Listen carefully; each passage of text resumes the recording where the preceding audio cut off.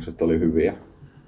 Erityisen hyvää siinä oli just, että ne voi suorittaa niin kuin itselle sopivaa aikaa, koska ne pystyy tekemään verkossa.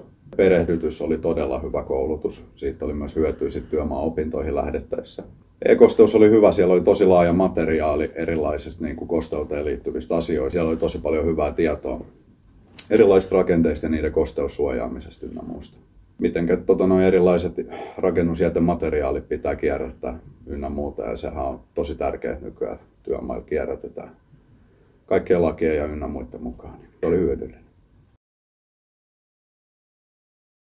Ehdottomasti. Varsinkin e-perehdytys on hyvä, koska kaikki työmaatoiminta lähtee työturvallisuudesta, riippumatta työmaasta. Koulutuksen suorittaminen oli hyvä ja selkeä, liikkui todella jouhevasti eteenpäin.